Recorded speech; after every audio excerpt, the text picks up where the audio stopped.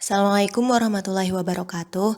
Kami dari kelompok 8 yang beranggotakan saya sendiri Hoirunisa, Solihatun Nikmah, Rifardi Fikri, Eni Wijayanti, Novita Sari, dan Muhammad Ibrahim Nasution. Kami di sini akan membahas materi mengenai bab 8 tentang temuan audit.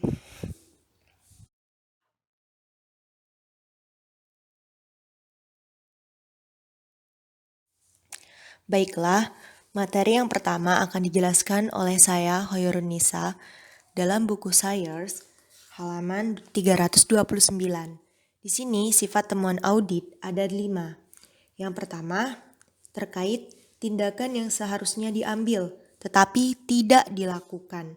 Contohnya, pengiriman yang dilakukan, tetapi tidak ditagih.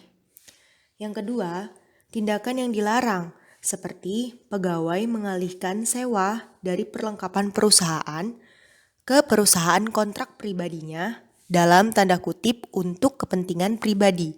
Yang ketiga, tindakan yang tercela, seperti membayar barang dan perlengkapan pada tarif yang telah diganti dengan tarif yang lebih rendah pada kontrak yang lebih menguntungkan. Yang keempat, sistem yang tidak memuaskan, seperti diterimanya tindak lanjut yang seragam untuk klaim asuransi yang belum diterima, padahal klaim tersebut bervariasi dalam jumlah dan signifikannya. Dan yang terakhir, kelima, exposure, risiko yang perlu dipertimbangkan.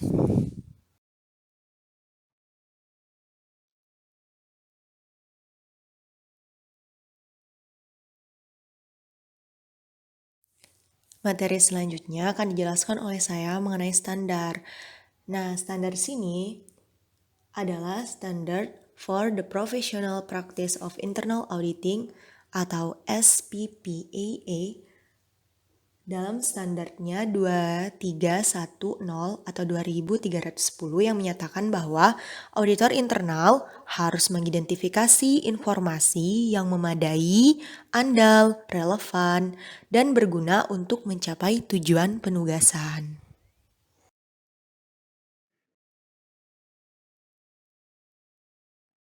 Materi selanjutnya adalah standar dari Practice Advisory 2410-1 dari standar kriteria komunikasi yang menyatakan bahwa komunikasi akhir penugasan mencakup informasi latar belakang dan ringkasan. Yang kedua, hasil harus mencakup observasi, kesimpulan atau opini, rekomendasi, dan rencana-rencana tindakan. Yang ketiga, observasi adalah pernyataan fakta yang berkaitan. Yang keempat, observasi dan rekomendasi penugasan timbul dari proses perbandingan apa yang seharusnya dengan apa yang terjadi.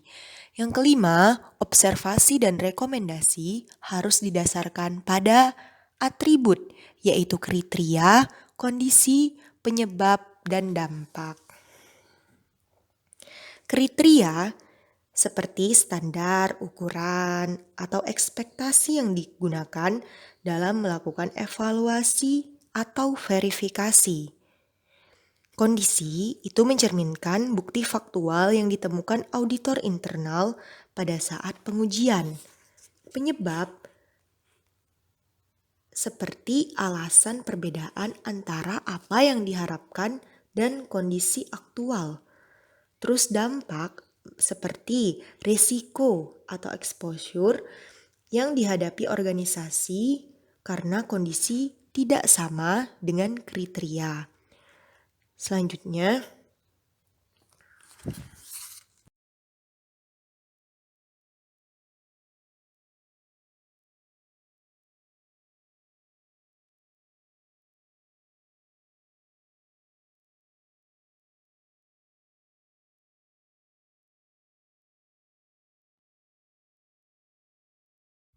selanjutnya dari Practice Advisory 2420-1 Dari standar kualitas kriteria komunikasi yang menyatakan bahwa komunikasi objektif, bersifat faktual, tidak bias, dan bebas dari distorsi.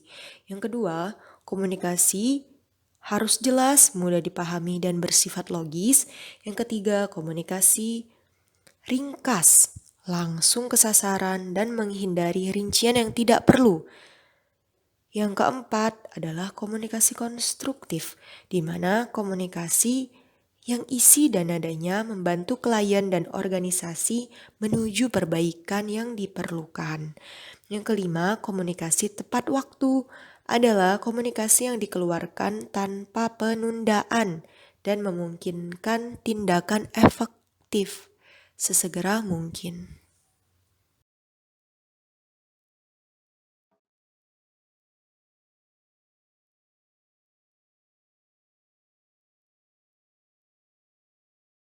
Selanjutnya adalah materi mengenai saran-saran perbaikan. Nah, keyword buat materi ini adalah saran perbaikan itu adalah saran untuk memperbaiki kondisi yang tidak melanggar aturan atau kriteria. Nah, di sini saran perbaikan juga berfungsi untuk meningkatkan efisiensi dan efektivitas dari operasional perusahaan dan mencegah terjadinya fraud atau kecurangan. Selanjutnya, teman-teman audit itu pasti membutuhkan suatu tindakan perbaikan. Namun, manajer operasi memiliki hak untuk mengimplementasikan saran tersebut atau tidak.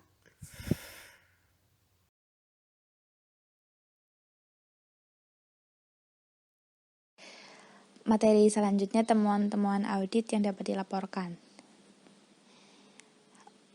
Tidak semua kelemahan yang ditemukan auditor internal itu harus dilaporkan. Jadi ada beberapa kelemahan yang bersifat kecil itu tidak membutuhkan perhatian manajemen.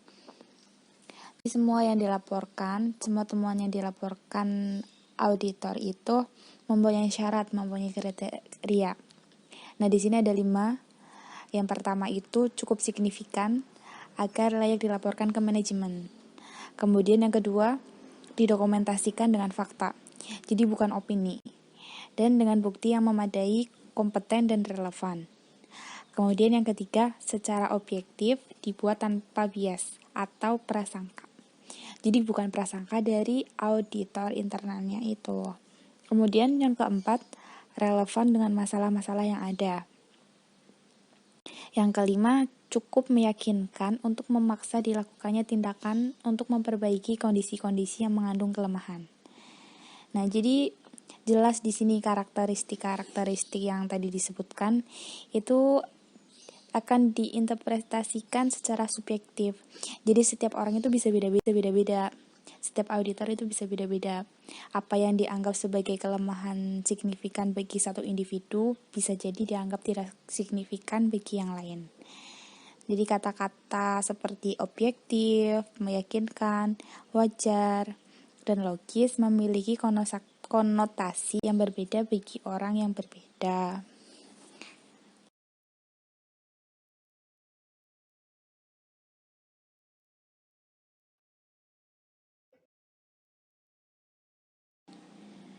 Kemudian pendekatan untuk mengonstruksi temuan.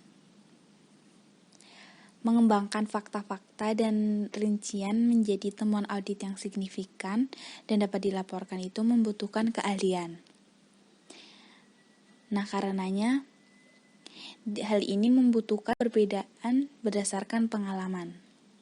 Apa yang dianggap kelemahan serius bagi orang awam, itu bisa jadi merupakan hal sepele bagi seorang auditor internal yang profesional. Jadi auditor internal harus realistis dan adil dalam pertimbangan dan kesimpulan mereka. Mereka harus memiliki naluri bisnis yang baik untuk mengembangkan temuan-temuan mereka.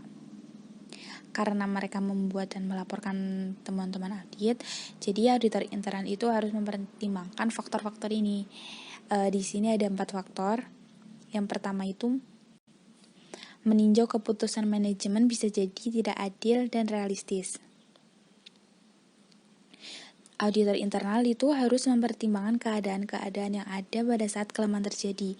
Keputusan manajemen didasarkan pada fakta-fakta yang tersedia saat ini. Nah, auditor internal harusnya tidak mengkritik suatu kebijakan hanya karena mereka tidak setuju atau karena mereka memiliki informasi baru yang tidak tersedia bagi pengambil keputusan. Jadi auditor internal seharusnya tidak mengganti pertimbangan audit dengan pertimbangan manajemen. Kemudian faktor yang kedua, auditor bukan klien harus bertanggung jawab untuk memberikan bukti. Jika sebuah temuan audit belum dibuktikan secara mendalam untuk memuaskan seseorang yang objektif dan wajar, maka temuan ini tidak bisa dilaporkan. Faktor yang ketiga, auditor internal harus tertarik pada perbaikan kinerja, tetapi kinerja tersebut tidak mutlak harus dikritik hanya karena kurang dari 100%. Jadi seperti yang saya jelaskan tadi pada materi temuan-temuan audit yang dapat dilaporkan, itu kan ada syaratnya. Ada 5 syarat tadi. Nah, jadi temuan yang kecil itu tidak perlu dan tidak layak untuk dilaporkan. Jadi jangan salah dikit langsung kritik. Gitu jangan. Kemudian faktor yang terakhir, yang keempat, auditor internal harus meninjau temuan-temuan audit. Mereka harus memeriksa dengan teliti untuk menemukan alasan-alasan yang mengandung kesalahan.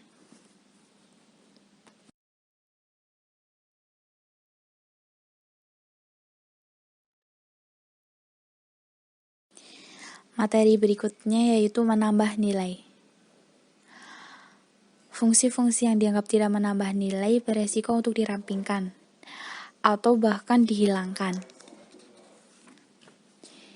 Bagaimana cara auditor menambah nilai? Yaitu dengan cara mereka meyakinkan bahwa temuan dan rekomendasi yang mereka berikan jelas berdampak positif bagi organisasi. Auditor internal tidak hanya harus yakin bahwa pekerjaan mereka memberikan kontribusi, tetapi mereka juga harus yakin bahwa kontribusi tersebut dipahami dan dinilai oleh yang lain. Jadi si klien juga bisa paham dan bisa menilai dari kontribusinya itu. Temuan-temuan yang menghasilkan nilai terbesar memberikan perubahan yang positif dan berorientasi ke depan. Temuan-temuan ini membantu organisasi bergerak maju dan mencapai sasaran-sasaran mereka. Di sepanjang tahapan temuan-temuan audit, penting bagi auditor internal untuk tetap fokus menyediakan aktivitas-aktivitas dan jasa-jasa yang bernilai tinggi.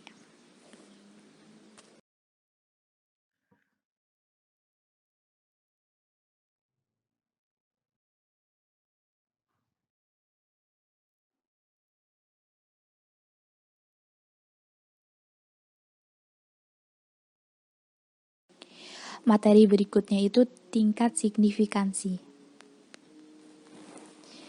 Tidak ada dua temuan yang benar-benar sama. Setiap temuan mencerminkan tingkat kerugian, resiko aktual, atau potensialnya masing-masing. Jadi, auditor internal harus mempertimbangkan tingkat kerusakan yang bisa atau telah disebabkan oleh suatu kondisi kelemahan sebelum mengomunikasikannya dengan manajemen. Nah, temuan-temuan audit bisa diklasifikasikan menjadi 3. Yang pertama, tidak signifikan, kemudian kecil, dan besar. Yang pertama, temuan-temuan tidak signifikan, yaitu semacam kesalahan klerikal yang dialami semua organisasi. Tidak memerlukan tindakan formal. Dalam kenyataannya, memasukkan temuan seperti ini ke dalam laporan audit formal akan menjadi tidak produktif, karena akan mengaburkan temuan signifikan yang sebenarnya pada laporan. yang mengimplikasikan bahwa auditor internal tidak dapat melihat perbedaan antara setitik noda dengan noda yang menyebar. Hal ini juga akan semakin mengukuhkan citra auditor internal sebagai orang yang hanya memperhatikan hal-hal kecil.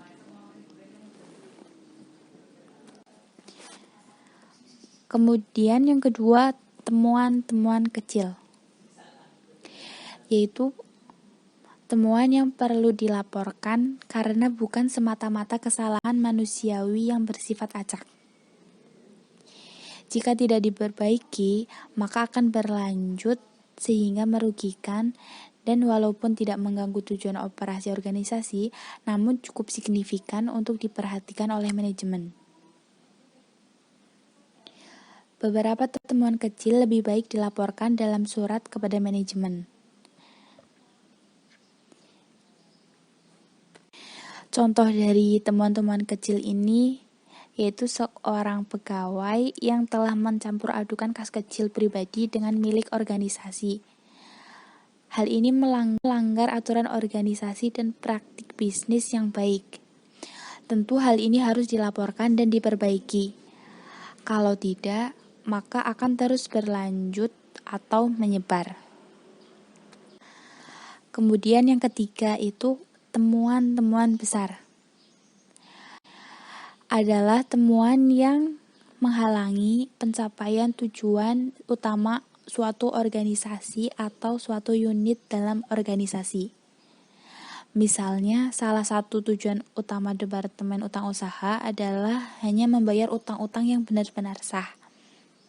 Sistem kontrol yang lemah yang bisa atau akan mengakibatkan kesalahan pembayaran sebesar $500 mencerminkan kelemahan yang bisa menghalangi departemen mencapai tujuan utamanya.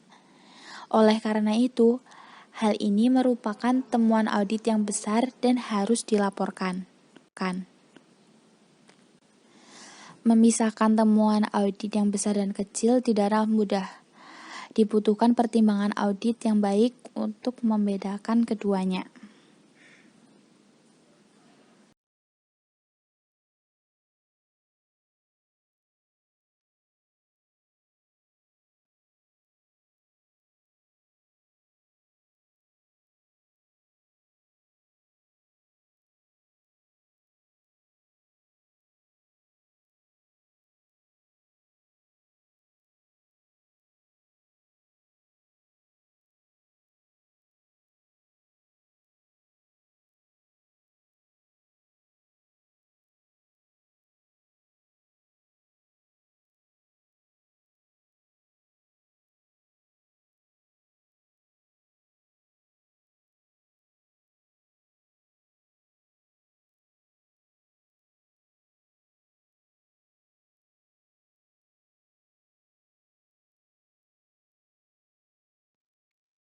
Yang pertama yaitu latar belakang. Nah, latar belakang ini biasanya berisikan informasi umum, di mana informasi tersebut meliputi orang-orang yang berperan, hubungan organisasi, dan bahkan tujuan atau sasaran yang menjadi perhatian. Yang kedua yaitu kriteria, di mana kriteria sendiri terdiri dari tujuan dan sasaran, bisa mencakup standar-standar operasi yang mencerminkan apa yang diinginkan manajemen untuk dicapai oleh operasi yang diaudit, atau kualitas pencapaian.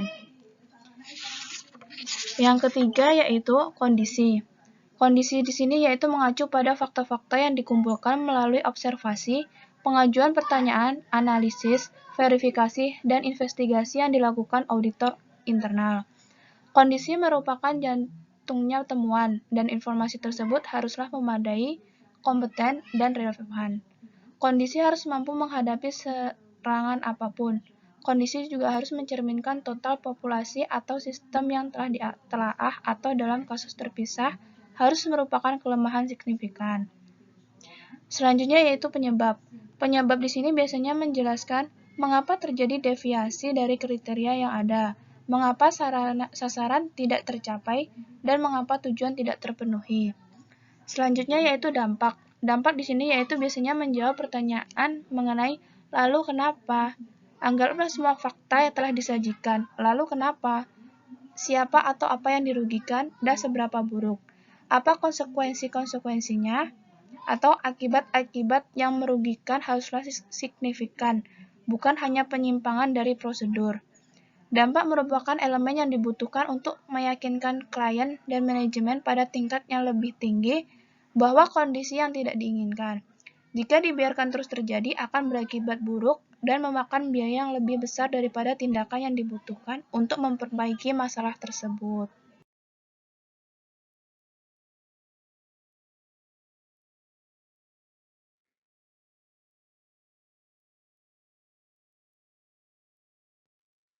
Selanjutnya yaitu kesimpulan, di mana kesimpulan ini harus ditunjang oleh fakta-fakta, namun harus merupakan pertimbangan profesional, bukan berisi rincian yang tidak perlu. Jadi dalam kesimpulan ini biasanya terdiri dari hal-hal pokok atau inti, atau yang dianggap penting selama proses audit. Yang terakhir yaitu rekomendasi. Rekomendasi sendiri menggambarkan tindakan yang mungkin dipertimbangkan manajemen untuk memperbaiki kondisi-kondisi yang salah dan untuk memperkuat kelemahan dalam sistem kontrol. Rekomendasi haruslah positif dan bersifat spesifik. Rekomendasi juga harus mengidentifikasi siapa yang akan bertindak. Akan tetapi, rekomendasi audit membawa bibit-bibit bahaya. Jika manajemen diberitahu mengenai tindakan yang direkomendasi auditor, maka tindakan tersebut bisa berbalik merugikan auditor sendiri. Mengidentifikasi kondisi yang tidak memuaskan adalah tanggung jawab audit. Memperbaikinya merupakan tanggung jawab manajemen.